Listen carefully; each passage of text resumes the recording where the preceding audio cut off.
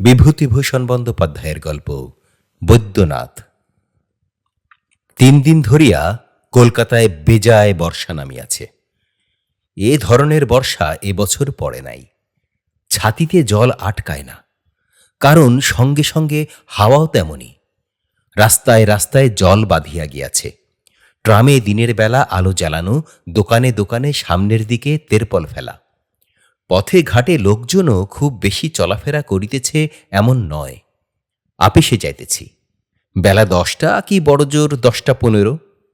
ট্রামে যাইতে পারিতাম, কিন্তু এ বর্ষায় হাঁটিয়া যাইতে বড় ভালো লাগিতেছিল। ট্রাম লাইন পার হইয়া হাঁটা পথ ধরিলাম। বউবাজারের মোড়ে কে পিছন হইতে ডাকিয়া বলিল, ও দাদা, দাদা, ও দাদা, শুনুন। আমাকেই ডাকিতেছেন নাকি? ফিরিয়াই চাহিয়া দেখিলাম, যে ডাকিতেছিল সে কাছে আসিল। বছর 15-16 বয়স। পরনের কাপড় যৎপরণাস্তি ময়লা, গায়ে 4-5 জায়গায় ছেঁড়া কোট। মাথার চুল রুক্ষ, ঝাঁকড়া, খালি পা, রাঙা রাঙা দাঁত বাহির করিয়া হাসিয়া বলিল, চিনতে পাচ্ছেন না দাদা, আমি বদ্যিনাথ। ও, সেজ মামার ছেলে বোদে। এর বয়স যখন বছর 10 তখন ইহাকে দেখিয়াছিলাম। তারপর বছর 5-6 আর দেখি নাই। কিন্তু না দেখিলেও ইহার বিষয়ে সব শুনিয়াছি। অতি বদ ছোকরা। 10 বছর বয়সে বাড়ি হইতে পালাইয়া হুগলিতে কোন যাত্রার দলে ঢোকে। বছরখানেক খোঁজ খবর ছিল না। হঠাৎ রাজশাহী হইতে এক বেয়ারিং পত্র পাওয়া যায় যে বদ্যিনাথ টাইফয়েডে মরমর। শেষ দেখা করিতে হইলে কাল বিলম্ব না করিয়া ইত্যাদি ইত্যাদি। সেজমামার ছেলের উপর তত টান ছিল না। তিনি দ্বিতীয় পক্ষের স্ত্রী পুত্রাদি লইয়া কায়েমি সংসার পাতাইয়াছেন। প্রথম পক্ষের অবাধ্য ছেলে বাঁচুক বা মরুক, তার পক্ষে সমান কথা। কিন্তু বদ্যিনাথের পিসি কাঁদা কাটা শুরু করাতে তিনি দ্বিতীয় পক্ষের বড় শালাকে রাজশাহীতে পাঠাইয়া দেন। সে যাত্রা বদ্যিনাথ বাঁচিয়া উঠিল। চুল ওঠা জীর্ণ শীর্ণ চেহারা লইয়া বাড়িও ফিরিল, কিন্তু মাস তিনেকের মধ্যেই আবার উধাও, আবার নিখোঁজ। এবারও আরেক যাত্রাদলে বছরখানেক ঘুরিয়া বোদে নগদ 17টি টাকা হাতে করিয়া বাড়ি আসিল এবং সৎমায়ের কাছে জমা রাখিল। অত বড় ছেলে বাড়ি বসিয়া খায় ও 2-3 দিন অন্তর সৎমায়ের কাছে পয়সা চাহিয়া লয়। আজ 8 আনা, কাল 3 আনা, তারপর দিন 1 আনা। চুল ছাঁটিতে হইবে, শার্ট তৈরি করিতে দিতে হইবে, বন্ধু বান্ধবে খাইতে চাহিয়াছে, নানা অজুহাত। আসলে জানা গেল যে বিড়ি সিগারেটেই বদ্যিনাথের মাসে 4-5 টাকা লাগে। তাছাড়া চা, বাবুগিরি, সাবান, কলিকাতায় যাওয়া ইত্যাদি আছে। সে 17 টাকার মধ্যে 2 টাকা সংসারে সাহায্যে লাগিয়াছিল। বাকিটা বদ্যিনাথের ব্যক্তিগত শখের খরচ যোগাইতে ব্যয়িত হয়। সেজমামার সংসারে অবস্থা খুব সচ্ছল নয়। 2 টাকায় যখন বদ্যিনাথ 7 মাস বসিয়া খাইল এবং নিজের টাকা ফুরাইলে জোর জুলুম গালমন্দ করিয়া বিমাতার নিকট হইতে আরও 2-4 টাকা আদায় করিল, তখন সেজমামা স্পষ্ট জানাইয়া দিলেন, তাহাকে এইরূপভাবে বসিয়া খাওয়াইতে তিনি পারিবেন না। বদ্যিনাথ সে কথায় কর্ণপাত না করিয়া আরও 7 মাস বসিয়া সংসারের অন্ন ধ্বংস করিল। খুব নিশ্চিন্ত মনেই করিল। আরও কয়েক টাকা সৎমায়ের নিকটে আদায় করিল। বইমাত্র ভাই বোনের সঙ্গে ঝগড়া বিবাদ মারধর করিল। শেষে সেজমামার বাড়ির, শ্বশুরবাড়ির গ্রামেই সেজমামা ইদানিং বাস করিয়াছিলেন। কাহার পকেট হইতে টাকা চুরি করিয়া একদিন দুপুরে আহারাদির পরে কোথায় নিরুদ্দেশ হইয়া গেল। সে আজ বছর 2 আগের কথা। কিন্তু এ সকল কথাই আমি শুনিয়াছিলাম একতরফা, বদ্যিনাথের শত্রুপক্ষের মুখে, অর্থাৎ তার সৎমা ও বাবার মুখে। বদ্যিনাথের সপক্ষেও হয়তো অনেক কথা বলিবার আছে, কিন্তু সে কথা আমি শুনি নাই। বদ্যিনাথকে আজ এই অবস্থায় দেখিয়া মনে মনে তাহার উপর সহানুভূতি হইল। বলিলাম, ভিচ্ছিস কেন? আয় ছাতির মধ্যে। তারপর এ অবস্থায় কোথা? শ্রীরামপুরে যাসনি আর? শ্রীরামপুরেই সেজমামার শ্বশুর বাড়ি। বদ্যিনাথ রাঙা দাঁত বাহির করিয়া একগাল হাসিল। না দাদা, সেখানে বাবা বাড়ি ঢুকতে দেয় না। বলে টাকা রোজগার করবি নে তো বসে বসে তোকে খাওয়ায় কে? গেছিল আষাঢ় মাসে। বাবা হুকুম দিয়ে দিলে আমার ভাত বন্ধ করে দিতে। রাত্রির স্কুল ঘরে শুয়ে থাকতুম। বাবা দোকানে খাতা লিখতে বেরিয়ে গেলে মাকে গিয়ে বলতুম, ভাত দাও, নইলে কি আমি না খেয়ে মরব? মা চুপি চুপি খাইয়ে দিত। আবার এসে সারাদিন স্কুল ঘরে শুয়ে থাকতুম। এরকম করে কদিন কাটে। 17ই আষাঢ় বাড়ি থেকে বেরিয়েছি আবার। বলিলাম, এ কদিন ছিলি কোথায়? গাড়িতে গাড়িতে বেড়াচ্ছি। পরশু দিল্লি এক্সপ্রেসে গেছিলাম, আজ এই এলুম। পথে পথেই ঘুরছি কদিন। আমার তো আর টিকিট লাগে না, ধরবে কে? এ গাড়িতে চেকার এলো, ও গাড়িতে গিয়ে বসলুম। নিতান্ত ধরলে বললুম, গরিব ভিকিরি, পয়সা নেই। বললে নেমে যাও। নিতান্ত গালমন্দ দিলে তো নেমে গিয়ে পরের ট্রেনে আবার চড়লুম। গাড়ির মধ্যে বসে থাকলে তো তবু বৃষ্টির হাত থেকে বাঁচি। বৃষ্টিটা আবার জোরে আসিল। দুজনে একটা গাড়ি বারান্দার নিচে দাঁড়াইলাম। জিজ্ঞাসা করিলাম, তোর মামার বাড়ি যাস নে কেন? শুনেছি তাদের নাকি বেশ অবস্থা ভালো। ভালো তো, কিন্তু তারা আমায় দেখতে পারে না। সেবার বসিরহাটে আমাদের দলের গাওনা ছিল তো, ওখান থেকে মামার বাড়ি গেলুম। বড় মামা বললে, এখানে কি জন্য এলি? দিদিমা বললে, যাকে নিয়ে সম্বন্ধ সেই যখন চলে গিয়েছে, তখন তোর সঙ্গে আর সুবাদ কিসের? তুই আর এখানে আসিস নে। সেই থেকে আর যাইনি। একটা খাবারের দোকানে বসাইয়া বদ্যিনাথকে কিছু খাওয়াইলাম। সে যেরূপ গোগ্রাসে খাইতে লাগিল, তাহাতে বুঝিলাম কয়েকদিন তাহার অদৃষ্টে আহার জোটে নাই বোধ হয়। মনে কষ্ট হইল। ছোঁড়াটার নিতান্ত অদৃষ্ট মন্দ। এই বৃষ্টি বর্ষায় ছেঁড়া কাপড় পরিয়া খালি পেটে আশ্রয় অভাবে আজ দিল্লি কাল বেনারস করিয়া রেলে রেলে বেড়াইতেছে। দূর দূর করিয়া শেয়াল কুকুরের মতো সবাই তাড়াইয়া দিতেছে, এমনকি নিজের বাবা পর্যন্ত। বেচারি তবে যায় কোথায়? বলিলেই তো হইল না। ভাবিয়া চিন্তিয়া বলিলাম, এক কাজ কর বোদে, তুই রানাঘাটে আমার বাসায় গিয়ে থাক। চল, আমি তোকে টিকিট কেটে গাড়িতে উঠিয়ে দিচ্ছি। সেখানে বাড়ির ছেলের মতন থাকবি, কোনো কষ্ট হবে না। চল। টিকিট কিনিয়া গাড়িতে উঠাইয়া দিয়া বদ্যিনাথের হাতে আনা 2 পয়সা দিয়া বলিলাম, পথে যদি দরকার হয় রইল তোর কাছে। শনিবার রানাঘাটে গিয়া দেখিলাম বদ্যিনাথ বাড়িতে মেয়েদের কাছে খুব আদর যত্ন পাইতেছে। কাপড় জামা মেয়েরা সাবান দিয়া কাচিয়া দিয়াছে। বদ্যিনাথের চেহারারও যথেষ্ট পরিবর্তন ঘটিয়াছে। মাথার চুল 10 আনা 6 আনা ছাঁটা, বেশ টেরিকাটা। পথের মোড়ে সাঁকোর উপর বসিয়া বিড়ি খাইতেছিল। আমাকে দেখিয়া তাড়াতাড়ি ফেলিয়া দিল। দাদার ছোট মেয়ে পাঁচির জন্য একখানা সাবান আনিয়াছিলাম।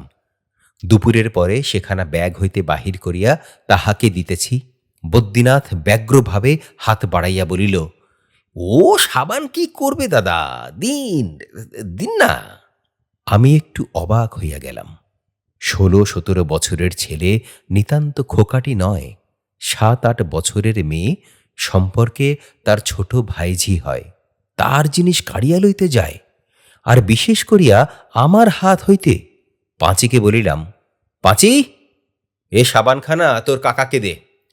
তোর জন্য এখানকার বাজার থেকে আরেকখানা আনিয়ে দেব ক্ষণ। কেমন তো? পাঁচি আমার কথার প্রতিবাদ করিল না।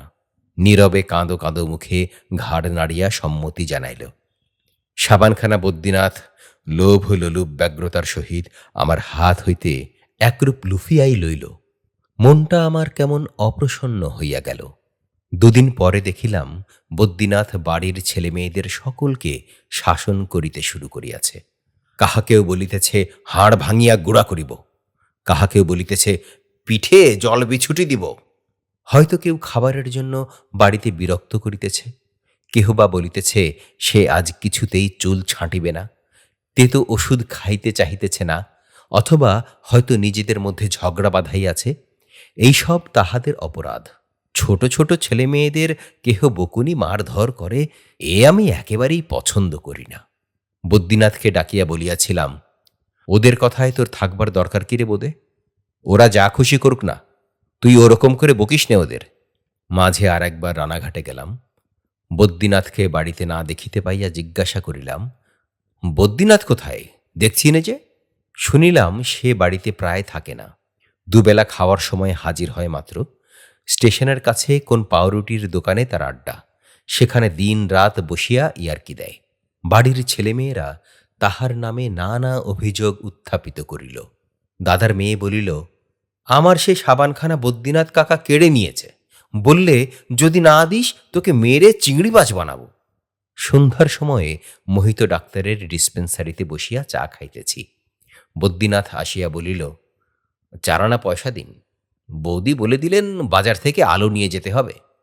বদ্যিনাথের উপর মনটা তত প্রসন্ন ছিল না, কিন্তু পয়সা দিতে গিয়া মনে মনে ভাবিলাম, যাই হোক, দুষ্টুমি করুক আর যাই করুক, বাসার একটু আধটু সাহায্য তো ওকে দিয়ে হচ্ছে। বয়স কম, দুষ্টুমি একটু আধটু করেই থাকে। 2-3 দিন পরে বৌদি আবার কতকগুলি অভিযোগ বদ্যিনাথের বিরুদ্ধে যখন আনিলেন, তখন ওই কথাই আমি বলিলাম। বৌদি বলিলেন, কবে কোন কাজ করেও, কে বলেছে তোমায় ঠাকুরপো? শুধু খাওয়া আর পাউরুটির দোকানে না কোথায় বসে ইয়ার্কি দেওয়া, এছাড়া আর কাজ কি ওর? বলিলাম, কেন? হাট বাজার তো প্রায়ই করে। এই সেদিনও তো তুমি ওকে বাজার করতে দিয়েছিলে, আলু নাকি? এর আগেও তো অনেকবার। বৌদিদি বিস্মিত হইয়া বলিলেন, আমি? কবে? কই, আমার তো মনে হয় না। কে বললে? আমি বলিলাম, বলবে আবার কে?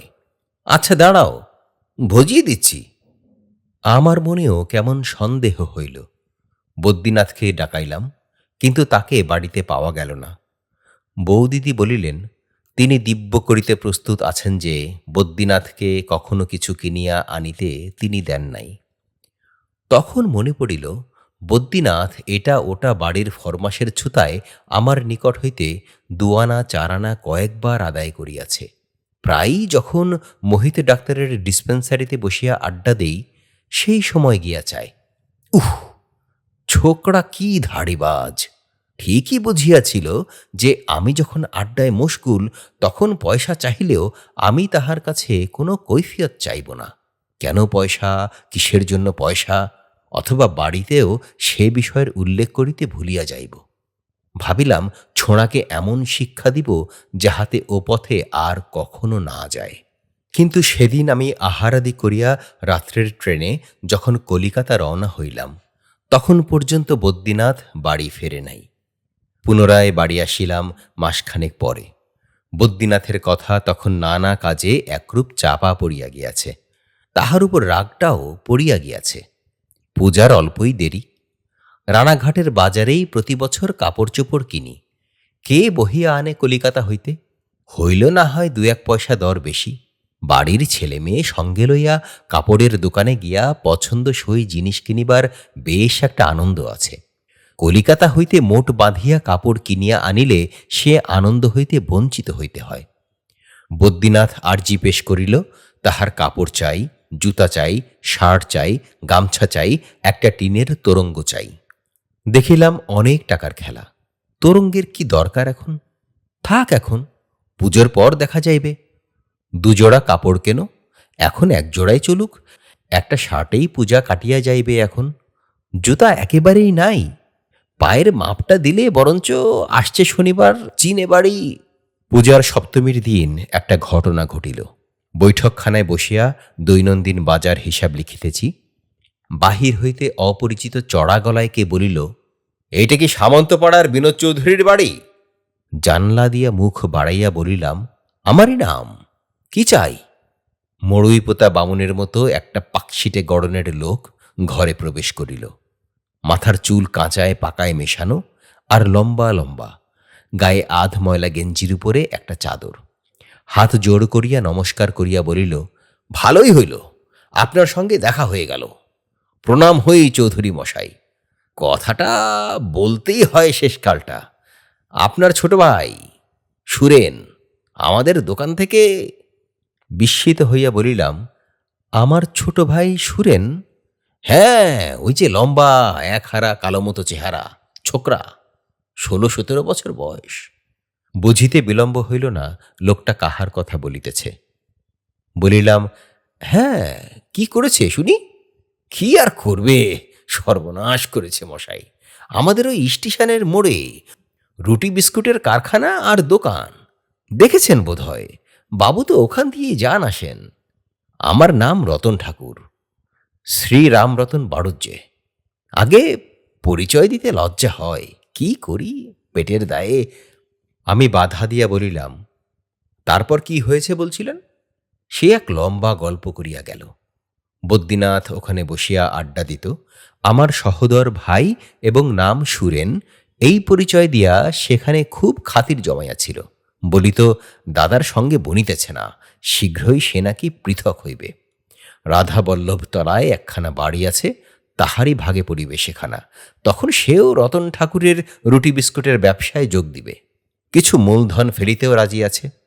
রতন ঠাকুর তাহাকে বিশ্বাস করিয়া দোকানে বসাইয়া মাঝে মাঝে স্টেশনের প্ল্যাটফর্মে নিজের ভেন্ডারদের কাছে যাইত।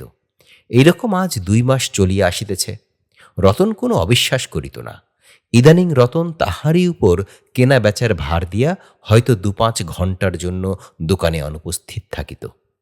গতকল্য রতন চাকদায় গিয়েছিল কি কাজে, বদ্যিনাথকে দোকানে বসাইয়া গিয়াছিল। আজ সকালে ক্যাশ মিলাইতে গিয়া রতন দেখে 26 টাকা 13 আনা ক্যাশ বাক্স হইতে উধাও হইয়াছে। নিশ্চয়ই এ বদ্যিনাথ ছাড়া আর কাহারও কাজ নয়, হইতেই পারে না। তাই সে সকালেই ছুটিয়া আমার কাছে আসিয়াছে। কোনো রকমে বুঝাইয়া ভরসা দিয়া রতন ঠাকুরকে বিদায় দিলাম। যখন আমার সহোদর ভাই বিশ্বাসে রতন ঠাকুর তাহাকে প্রশ্রয় দিয়াছে, তখন সে আমার যেই হোক, টাকা মারা যাইবে না রতনের, না হয় আমি নিজেই দিব। বদ্যিনাথকে রতনের সামনে ডাকানো আমি উচিত বিবেচনা করিলাম না। ঘরের ভিতর তর্কাতর্কি কথা কাটাকাটি আমি পছন্দ করি না। রতন চলিয়া গেলে বদ্যিনাথকে ডাকাইয়া আনিলাম। আমার এখানে থাকা তোমার পোষাবে না বদ্যিনাথ, তুমি অন্য জায়গা দেখে নাও। বিকালে বদ্যিনাথ পোঁটলা পুটলি লইয়া বিদায় হইল।